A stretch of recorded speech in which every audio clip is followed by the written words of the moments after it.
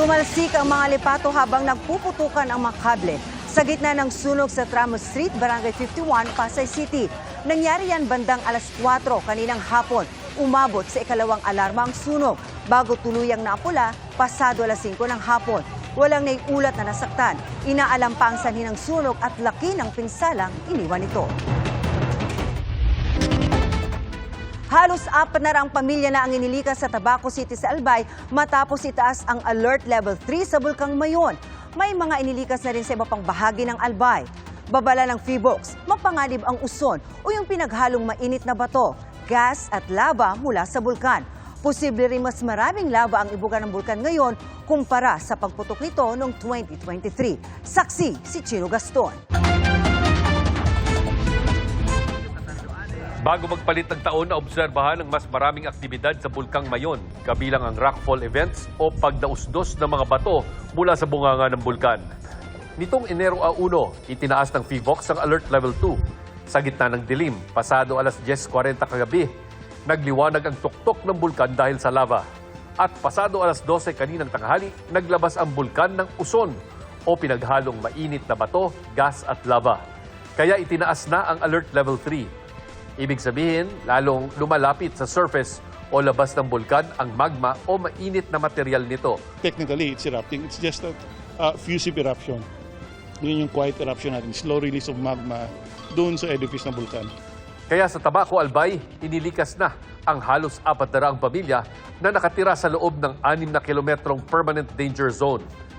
May mga inilikas din sa Kamalig, Albay, pati sa Ligao City at mga bayan ng Malilipot, Daraga at Ginubatan. Inihahanda ng evacuation centers para sa tinatayang 2,899 na mga residenteng pinalilikas. Naman yung mga nasa 6 kilometers na dapat sumunod tayo, no? Kasi we want to really emphasize na no man's land yan pag ganito yung mga alert level. Nagtayo na rin ng mga checkpoint para tiyaking wala nang papasok sa 6-kilometer permanent danger zone. Suspendido na rin ang mga klase. Technically, dapat walang tao doon kasi it's a permanent danger. Even at alert level 0, dapat walang tao doon. Ang dapat i-evacuate natin yung nakatira beyond the 6-kilometer permanent danger zone, di ba? But kami naman sa PHIVOLCS, we recognize the reality on the ground na may mga nakatira talaga doon. Mahalaga yan dahil nakamamatay ang uson o yung tawag ng mga Bicolano sa pyroclastic density current. Instant o agad na pagkamatay ang idudulot kung madaanan yan. Kung makapal ang uson, maaari kang malibing, masunog o madaganan. Ayon sa PHIVOLCS, itinuturing na worst case scenario kung magkakaroon ng highly explosive eruption ng Mayon, gaya ng nangyari noong 1814 nang malibing ang Kagsawa. Bagamat meron pong debate kung ano actually naglibing sa Kagsawa, kung mga uson ba o mga lahar na nangyari kahalos kasabay ng pagputok. Batay po sa deposito, medyo malayo po yung inabot ng uson. If I remember correctly, nakita rin po natin ito sa 7 kilometers and then maninilis po ito sa 8 kilometers. No? Hindi pa naman ganito ang nakikita ng PHIVOLCS na pwedeng mangyari sa pag-aalboroto ng Mayon ngayon. Isang dahilan ay dahil sa mga nakarang taon, mas umikli ang repose period o yung pagitan sa mga pagputok o pagsabog ng bulkan. Dati po kasi before, 2000 eruption ng bulkan, matagal po yung repose na ngayon, nasa 7 to 10 years. Actually, ang typical po ay 10 years. Pero kung napapansin niyo po simula po na 2006, 2000, 2001, 2006, and then 2009, 2013, 2014, 2018, 2023, masyado pong maikli ang repose period. No? So, nakakabawas po ng explosivity ng bulkan, ito pong maya-maya ng activity.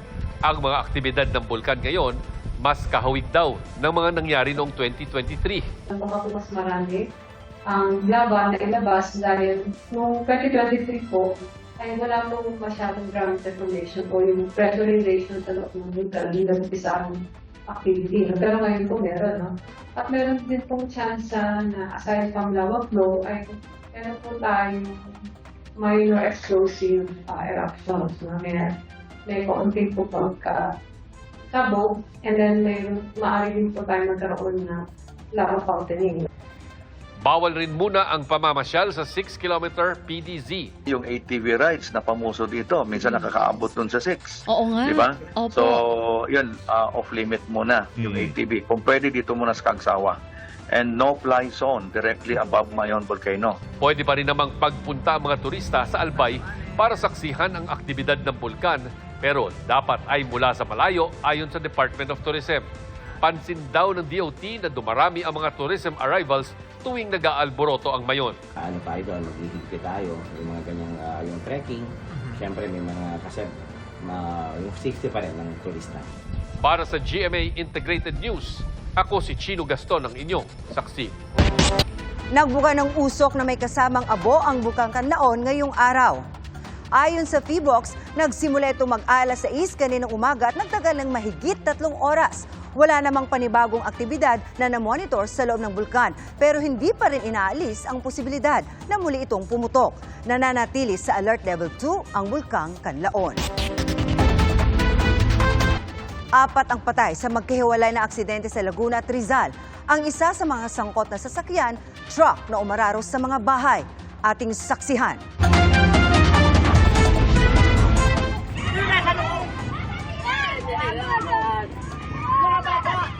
Nagkagulo ang mga residente sa barangay Makatad, Siniloan, Laguna kahapon matapos maararo ng isang truck ang mga bahay sa gilid ng kalsada. Gumamit pa ng payloader ang mga rescuer para makuha ang mga naipit na biktima, pero nagkatensyon ng habulin at kuyugin ng mga residente ang driver at pahinante ng truck.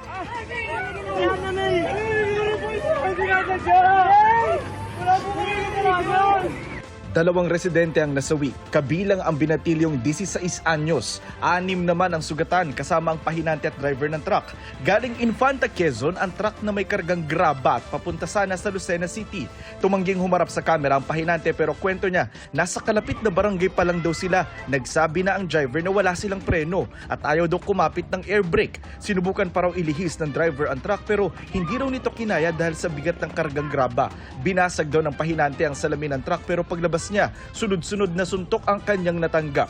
May tumulong lang daw sa kanila at dinala sa pulisya. Ayon sa isang saksi, nakasalubong niya ang truck at napansing tila pagewang-gewang ito.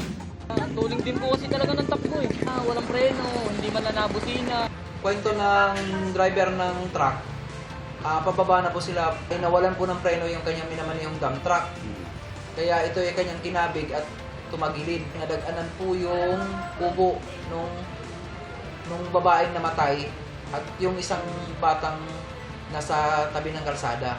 Maharap sa reklamong reckless imprudence resulting in double homicide, multiple physical injuries and damage to property ang driver ng truck. Patay naman ang rider at angkas nitong babae sa Baras, Rizal noong linggo. Base sa investigasyon, binabagtas ng magkaibigan ng Marilaki Highway nang mawalan daw ng kontrol ang rider pagdating sa pakurbadang bahagi saka bumangga sa puno. Isinugod pa sila sa ospital pero idineklara silang dead on arrival. Para sa GMA Integrated News, Jonathan Nandal ang inyong saksi.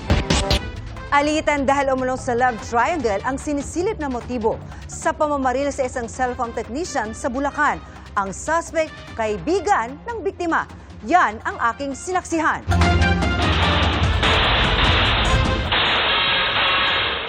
Magkakasunod na putok ng baril ang umilingangaw sa bahagi ito ng Plaridel, Bulacan alas 2 na madaling araw nitong Sabado. Patay ang biktimang cellphone technician na binaril sa tapat ng kanyang shop at ang suspect, kaibigan daw pala ng biktima. Sa investigasyon ng Plaridel Police, 6 na basyo ng bala ng kalibre 45 ang na-recover nila sa crime scene. Kaya matindi raw ang galit ng suspect sa biktima. Ang tinitingnan natin dito is love triangle, personal grudge. Kumbaga, parang itong victim po natin is parang meron silang illicit affair nung girlfriend.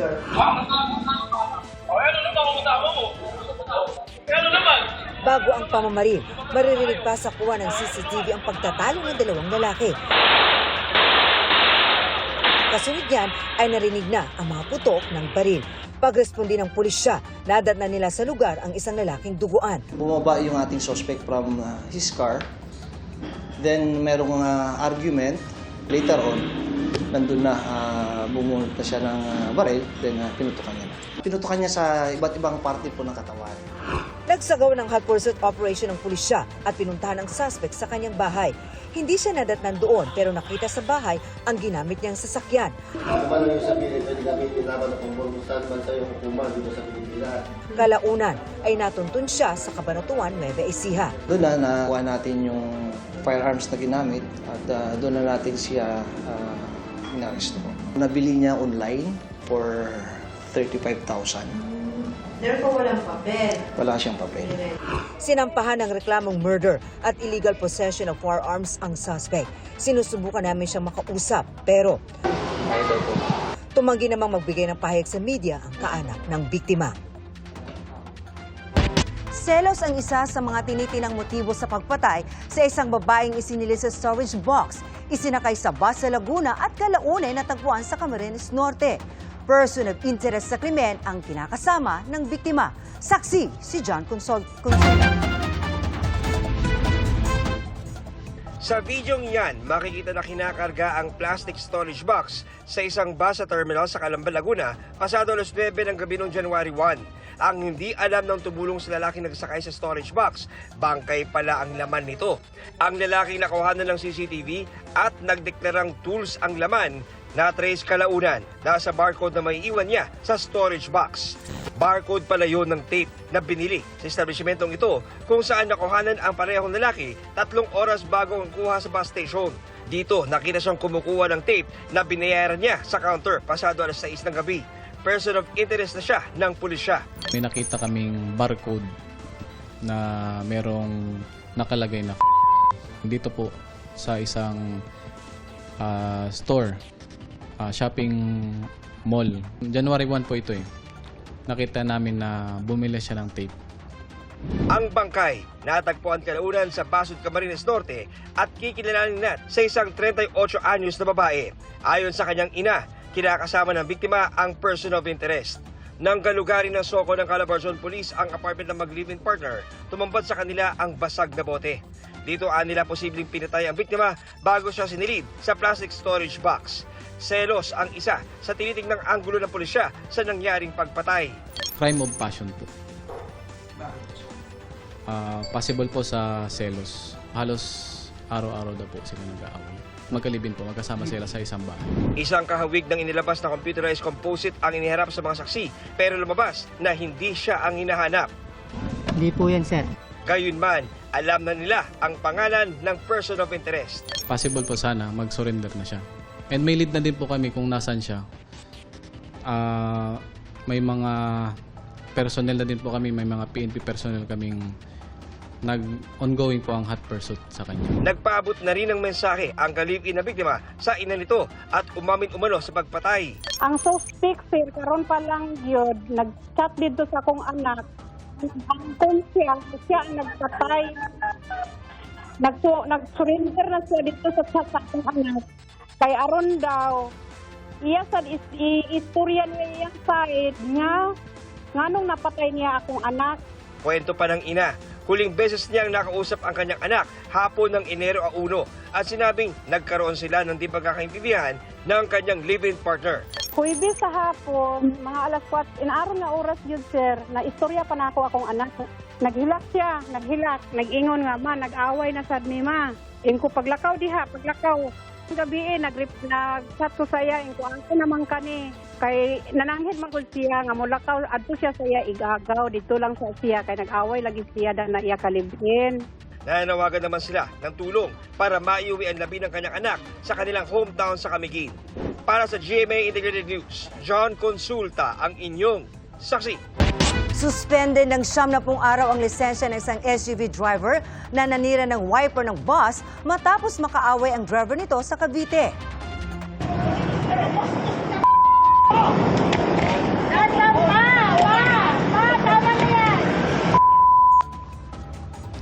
Dinig sa viral video na ang paninigaw at pagmumura ng driver ng SUV. Ilang sandali pa, sinira ng driver ng SUV ang wiper ng windshield ng bus. Pinahaharap ng LTO sa January 14 ang driver at ang rehistradong may-ari ng SUV.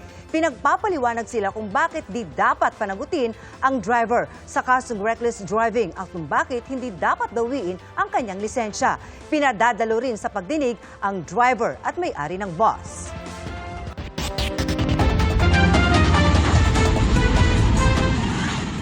Hinambalos ng rumaragasang tubig sa ilog ang hanging bridge na yan sa Tiboli sa South Cotabato. Sa lakas ng ragasa, tuluyang nasira ang tulay. Nabunot at tinangay rin ang malakas na agos ng tubig maging ang ilang puno. Sa bayan naman ng makilala sa North Cotabato, makapigil hiningang tinangay ng malakas na agos ng ilog ang excavator na ito. Nasa loob niya ng helper nang sumabay sa ragasa ang naturang excavator. Unti-unti rin naman itong nakontrol at naiahon mula sa ilog. Makapigil hininga rin ang tagpong ito sa Esperanza Sultan Kudarat kung saan buwis buhay na tinawid ng ilang guro ang rumaragasang ilog para makapagturo sa unang araw ng klase. Kwento ng uploader ng video, matagumpay naman silang nakarating sa paaralan sa tulong ng mga residenteng umalalay sa kanila. Malakas na buhos ng ulan din ang nanalasa sa Tagum City sa Davao del Norte. Agad diyang nagpabaha sa ilang kalsada sa lugar. Pahirapan tuloy ang pagdaan ng mga motorista kung saan ilang motorsiklo at sasakyan ang tumirik. Ayon sa Pag-asa, ang mga pag-ulang yan ay dulot ng easterlies. Dahil naman sa mga pag-ulang dulot ng shear line, nakaranas din ang malawakang pagbaha sa bayan ng Palo sa Leyte kahapon. Sa drone video na ito, nagmistulang ilog ang lugar na halos magpalubog sa mga bahay. Pahirapan din sa pagtawid sa abot bewang na baha ang mga residente. Apektado rin ng pagbaha ang mga bayan ng Viga at Baras sa Catanduanes, bunsod ng malalakas na ulang dulot ng shear line. Pinalubog niyan ang mga bahay at puno ng niyog na ito sa Barangay Asunsyon. Apektado rin ng mga pag-ulan at pagbaha ang Barangay San Roque na nagmistulang ilog ang mga kalsada, pati na ang Barangay San Isidro at San Jose. Nagdulot din yan ng makapal na putik sa ilang kalsada. Perwisyo rin ang idinulot ng mga pag-ulan at pagbaha sa mga taga-Goa, Camarines Sur. Kinailangang alalayan ng ilang residente para makatawid sa umapaw na spillway. Para sa GMA Integrated News, ako si Tina Panganiban Perez, ang inyong saksi. Mga kapuso, maging una sa saksi. Mag-subscribe sa GMA Integrated News sa YouTube para sa iba't ibang balita.